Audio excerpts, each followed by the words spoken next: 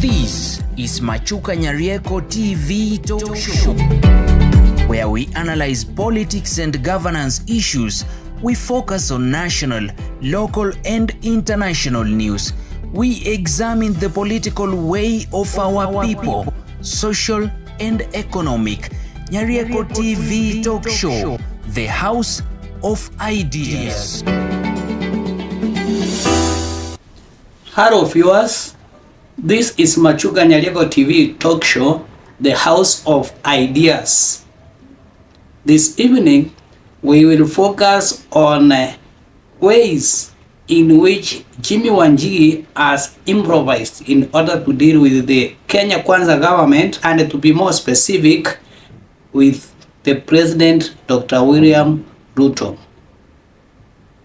Kindly, if you are watching this channel for the first time, and if you have not subscribed, subscribe so that wherever we produce another video, YouTube will automatically notify you. And kindly, you can put on the subscriber button so that YouTube will be able to notify you. And for our less than subscribers, thank you for your continued support. Kindly continue leaving your comments on the comment section, like and share. Back to our topic. In the recent past, Jimmy Wanjigi has emerged as one of the focal and threats to the President of the Republic of Kenya, Dr. Samoei Ruto. Jimmy Wanjigi, who did contest in the previous general election, has been a critic of the national debt. Jimmy Wanjigi hails from a political family whereby his parents had been politicians. Therefore, meaning he is a man who understands politics, having been socialized in a political family. Jimmy Wanjigi has also been a businessman, as well as a man whom we can say that he is a wealth businessman. This means Jimmy Wanjigi can easily influence a larger population of the Kenyan people, more especially the young people who are largely unemployed, and this has actually been attributed to him with the demonstrations that took place in the recent past. So there are two ways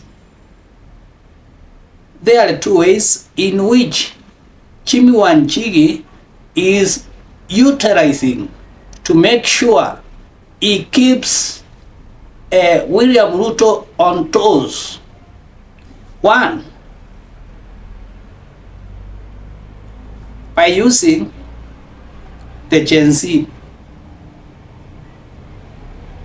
that is the young people. How is Jimmy Wanjigi using the young people? Jimmy Wanjigi knows very well that the young people are vulnerable, and therefore is using their language. The language that Jimmy Wanjigi is using and is making him to have a new constituency now is unemployment. Another language that is using is the economy, corruption, the debt, revenue correction. For example, Jimmy Wanjigi has been cautioning on the manner in which the Kenyan revenue is spent. He argues that, or even the Gen Zs, the young people, who by the way tomorrow will be demonstrating in the name of Katiba,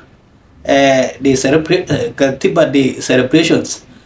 So Jimmy Wanjigi is fond of asking those questions. Now, if you collect money, Yes, you are collecting, but you don't show how the money is going to be spent, apart from the obvious projects that we know, which include probably education, finance, security, but it does not vividly show how it is going to address the issues that are affecting people of Kenya most of the time.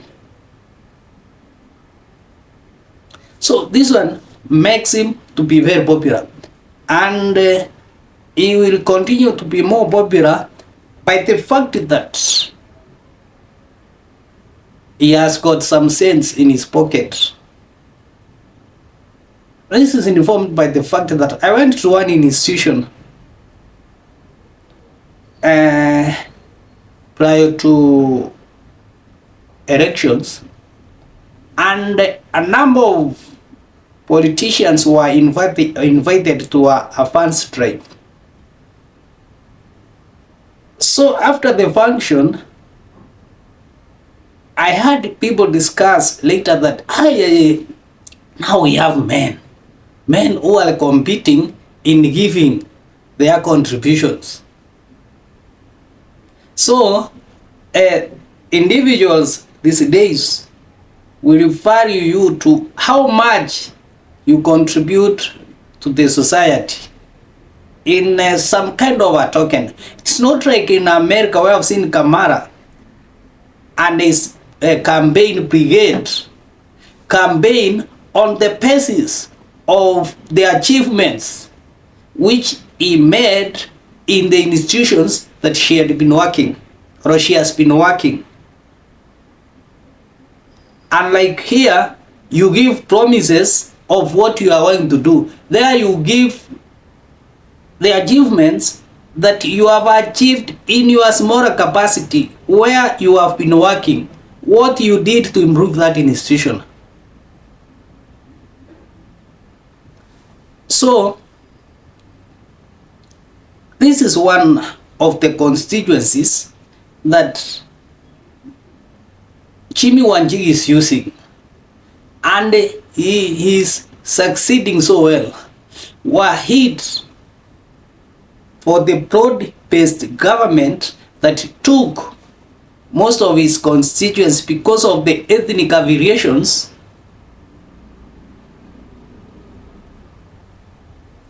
Ruto will be spending sleepless nights or will not be in power by now.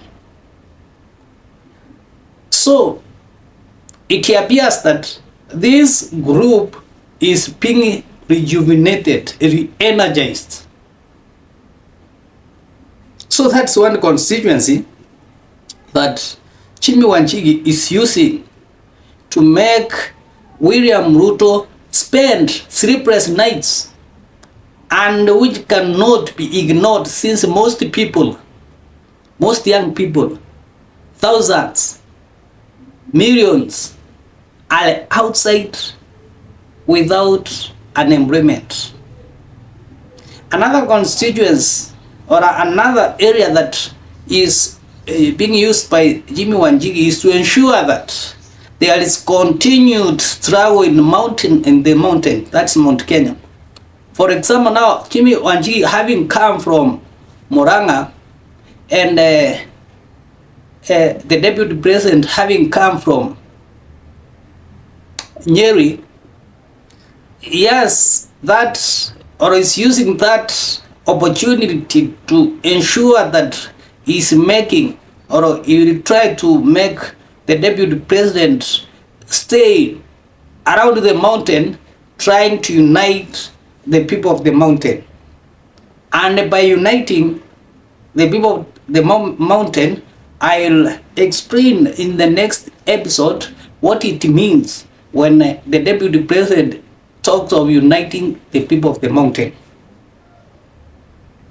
So he has that ability to keep him in watch, and therefore make him not to be so vocal outside, or make him to be seen as a regional person. If you go to Murang'a County, you will even see some of the MPs may or are not willing to work with the deputy president of the Republic of Kenya. Here also the factor, the Wanjigi factor comes in. That's what he wants.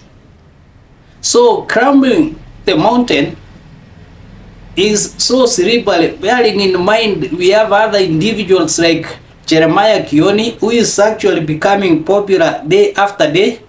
We have Martha Karua, who has been there already, who wherever she speaks, every Kenyan listens to.